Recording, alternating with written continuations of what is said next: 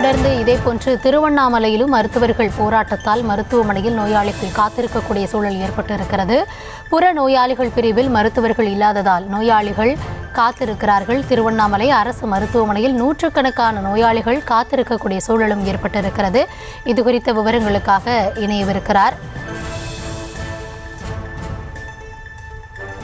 எம்முடைய செய்தியாளர் சசிகுமார். இது தொடர்பான விவரங்களை வழங்குவதற்காக இணைந்திருக்கிறார். சசிகுமார், வணக்கம். தொடர்ந்து தமிழகத்தில் பல்வேறு பகுதிகளில் மருத்துவர்கள் போராட்டத்தை முன்னெடுத்திருக்காங்க. திருவண்ணாமலையில் தொடர்ந்து எவ்வளவு நோயாளிகள் அங்கு காத்து கொண்டிருக்கிறார்கள்? எப்போ அவங்க சிகிச்சையை தொடங்குவாங்க அப்படின்னு ஏதாவது அறிகுறிகள் இருக்கிறதா? என்ன கள நிலவரம்?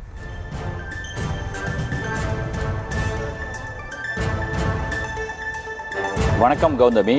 சென்னை கிண்டியில் கலைஞர் பன்னோக்கு மருத்துவமனையில் நேற்று புற்றுநோய் மருத்துவர் பாலாஜி கொலைவெறி தாக்குதலுக்கு உள்ளாகி இருக்கிறார். இந்த சம்பவத்தை கண்டித்து தமிழகம் முழுவதும் அரசு மருத்துவமனைகள் மற்றும் மருத்துவர்கள் போராட்டங்களில் இறங்கியிருக்கின்றனர்.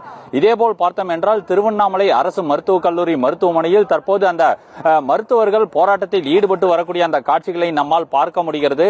மேலும் பார்த்தோம் என்றால் மருத்துவர்கள் தொடர்ந்து தாக்குதலுக்கு உள்ளாகப்படுவதை கண்டித்தும் இந்த போராட்டமானது நடைபெற்று வருகிறது. மேலும் மருத்துவர்கள் தெரிவிக்கையில் எந்த அரசு பொறுப்பேற்றாலும் தங்களுடைய பாதுகாப்பானது சட்டங்களாகவும் பேப்பர்களாகவும் இருக்கிறது, எந்தவித ஒரு பாதுகாப்பும் ஏற்படுத்தப்படவில்லை என்ற ஒரு கருத்தையும் முன்வைக்கின்றார்கள். மேலும் பார்த்தோம் என்றால் மருத்துவர்கள் தரப்பில் சிசிடிவி காட்சிகளானது மருத்துவமனைகளில் வைக்க வேண்டும் என்ற ஒரு கருத்தை முன்வைக்கின்றார்கள். ஆனால் அந்த சிசிடிவி கேமரா என்பது ஒரு பேப்பராகவே பார்க்கப்படுகிறது. இதுவரை எந்தவித முன் ஏற்பாடுகளும் பாதுகாப்புகளுக்கும் மருத்துவர்களுக்கு இல்லை என்ற ஒரு கருத்தை மருத்துவர்கள் முன்வைக்கக்கூடிய அந்த காட்சிகளை நம்மால் பார்க்க முடிகிறது. மேலும் பார்த்தோம் என்றால் இன்று காலை முதலே இந்த தினந்தோறும் வரக்கூடிய அந்த வெளி கிராமங்களில் இருந்து வரக்கூடிய அந்த புற நோயாளிகள் தற்போது மருத்துவமனைக்கு வந்து காத்திருக்கக்கூடிய அந்த காட்சிகளையும் நாம் பார்க்கிறோம். மேலும் பார்த்தோம் என்றால் மருத்துவர்களுக்கு ஏற்படக்கூடிய இது போன்ற உயிரிழப்புகள் என்பது தங்களாலும் ஏற்றுக்கொள்ள முடியாது. மருத்துவர்களுடைய நியாயமான கோரிக்கையை நாங்கள் பொதுமக்களாக நாங்களும் அதை வரவேற்கிறோம். ஆனால் தொடர்ந்து விரைவாக அந்த போராட்டத்தை முடித்துக் கொண்டு தங்களுடைய சிகிச்சைகளை தொடங்க வேண்டும் என்ற ஒரு கருத்தையும் பொதுமக்கள் நோயாளிகள் வைக்கக்கூடிய அந்த காட்சிகளையும் நாம் பார்க்கிறோம்.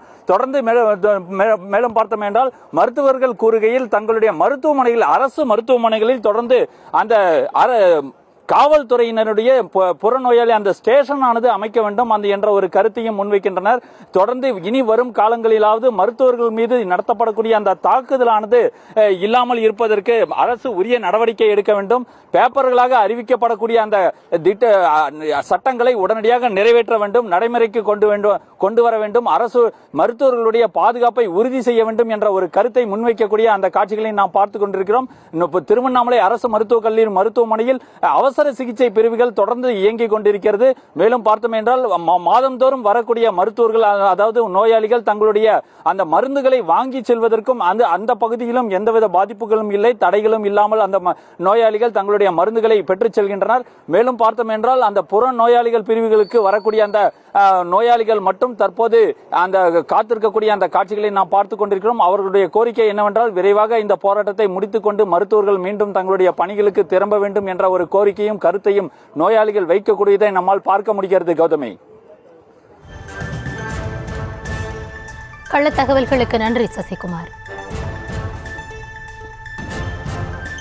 என் பிரச்சனை கை மிஷினில் கொட்டுக்கினேன், கட் ஆயிடுச்சு.